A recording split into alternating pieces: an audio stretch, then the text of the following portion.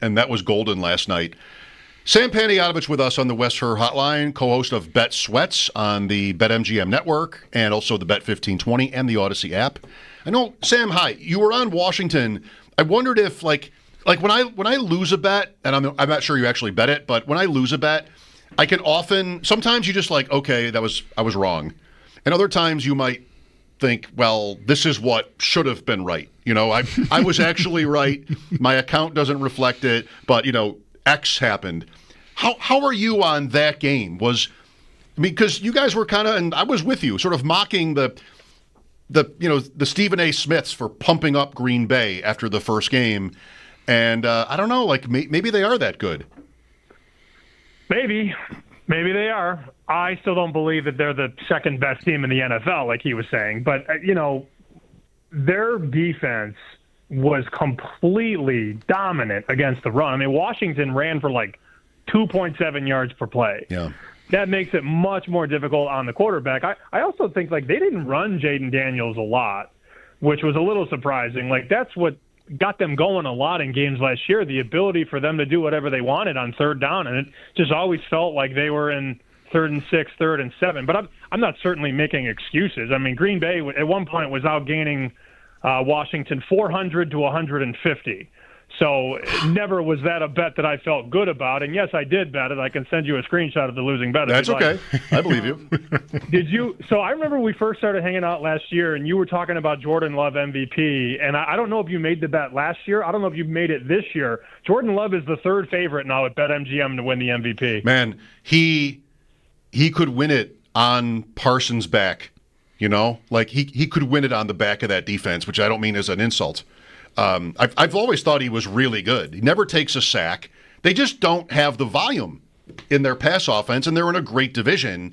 But if they're superior in that division with what their defense looks like, yeah, he could win. I don't have a bet this year. I did before, but that's kind of how I roll.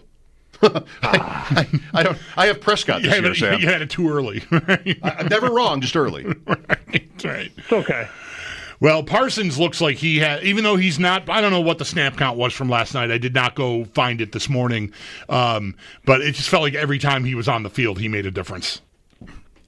I can't believe he only had half a sack. I thought he was going to have at least 3. There was that one play where he just came barreling off the edge, and somehow Daniels was able to sneak out of there and kind of move forward for a yard or something like that. But yeah. he's just so explosive. And I knew that the defense would be fine up front. I wasn't so sure about the secondary, but if you can put pressure on quarterbacks like that, it makes your secondary better by default. So that'll be an interesting season to follow, obviously, in Green Bay. They now have the shortest odds to win the NFC. And you look at the power ratings, it's basically, Buffalo, Baltimore, and Green Bay. That's where we're at right now as of 17 games this season. But I was definitely impressed, and I also think this. Maybe Detroit's going to be okay. Maybe Detroit isn't completely deprogrammed. Right. Maybe Green Bay's just really good. Yeah, what did you say this morning? The transitive property? We're all doing that in weeks. Indianapolis is interesting for that. They bury Miami. Is Miami that bad, or is Indianapolis actually good? It seems like just quickly on those teams and this weekend that maybe the markets are not impressed with the Colts. And they're also, like yourself, I think, not done with the Dolphins. Well, the Colts are only a 1.5-point favorite at home against Denver, so that's respect for the team, no doubt. And we do that segment on our show. I love it. It's called Where's the Room? We just talk about the 5 most public sides. I think through 3 weeks of college, the room is 3-12, and 1 week of the NFL is 1-4. The room is on Denver, which is not really surprising. Oh, I get that defense. All I got to do is win by 2. Yeah, that's going to be a popular bet. Indy's got a good offensive line, guys. They can hit you right in the mouth and do it over and over again with Jonathan Taylor. And if they get wiggle room on the runs, Daniel Jones with time to throw can actually make throws. I know people think he's this bust, but he's fine. He's a serviceable quarterback on a decent team. As for Miami, I hate it, but I did it. I bet the Dolphins -1. I'm going to keep fading this Patriots thing. I think they stink. Yeah, you've been saying it. Yeah. Last week you were right. How much of an opportunity is there, recognizing, I mean, I know from learning so much talking to you and Joe for the last couple of years, Sam, that the people putting these numbers up, they know what they're doing, right? They're not going to be had. But I wonder if there's, somewhere on the margins, because of overreactions to week one, is there anything that stands out to you, like a spot where you could really maybe take advantage of maybe the public overreacting to how somebody played? Indy might be a great example of that, but we already kind of covered it. I just wonder if week two is, early in the year is an opportunity to take advantage of something. Well, I can tell you this. I know some really respected guys in Vegas that bet Kansas City. They bet that this morning. They bet +1, and they bet money line at like +105 or something like that. And you're starting to see some picks in that game in Vegas and offshore. It just looks so easy to take Philly -1 at Kansas City for so many reasons. Philly just beat them in the Super Bowl. Philly's healthier. You got multiple guys banged up for the Chiefs. I don't know if Worthy's going to play. We know Rice is suspended. Kansas City has never really been a team that I'd like to go against when they're at home, especially as a home dog. They haven't been a home dog since 2022. Which is wild to think that. Ironically enough, against Buffalo, and Buffalo won that game in Week 6.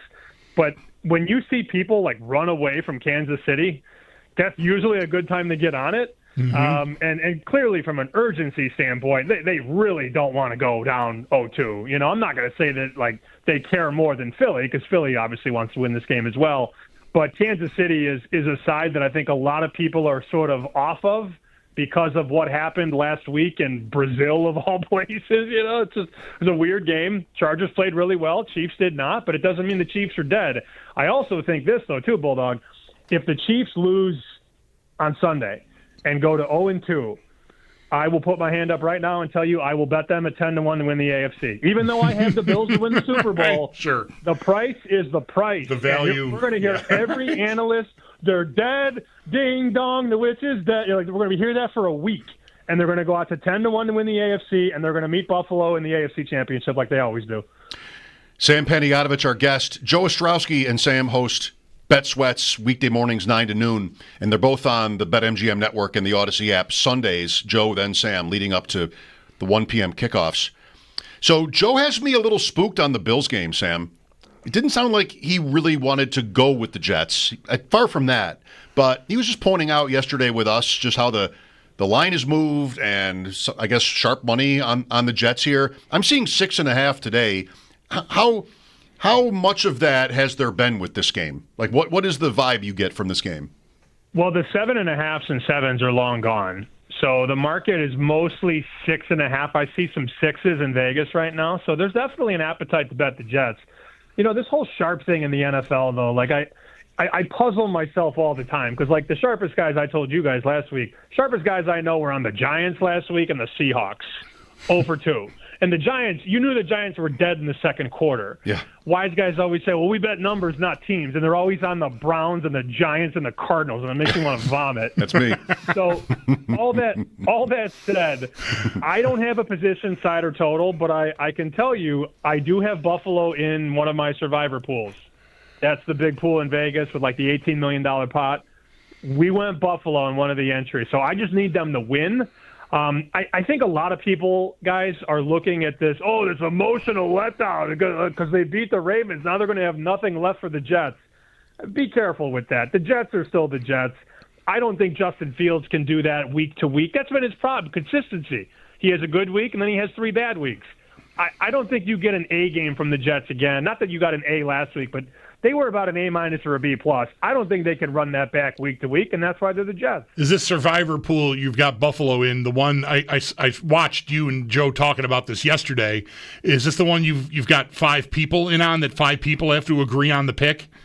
No, we have – so I have 3 entries. I'm a part of 3 entries. One of them is with the same guy, my buddy Matt, and then the other one is with 2 guys from Chicago.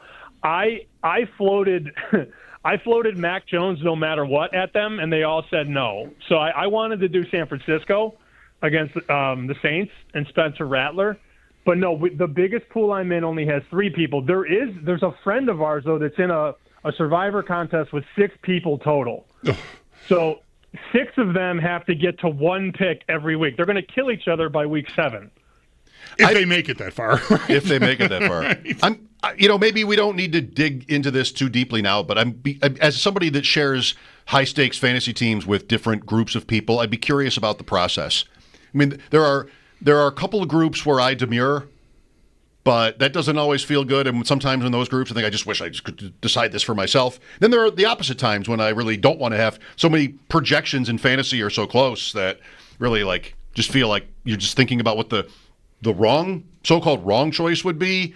So I don't know. Maybe if you have 3, it just ends up sometimes being 2-1, right? I mean that's better than an even number. I can't believe I'm about to admit this in Buffalo, but I'm more of a sub in the 3-person league. I just submit to whatever they want to do. That sounds really bad when you say that out loud. But they won a local survivor pool in Chicago last year. They won like $50,000. So I trust them. I'm cool with that. Whatever they want to do, I'm fine. Yeah. The other one with my friend Matt, we have 2 entries. At this point, since we have 2 left, I pick 1, he picks 1. It's very easy. When we're down to 1, and it's inevitable, we'll get down to 1, then it becomes tough. I think last year we flipped a coin on one of the games. It's very, very exciting to live by the coin, as you know. Love to live by the coin. Got a favorite college pick?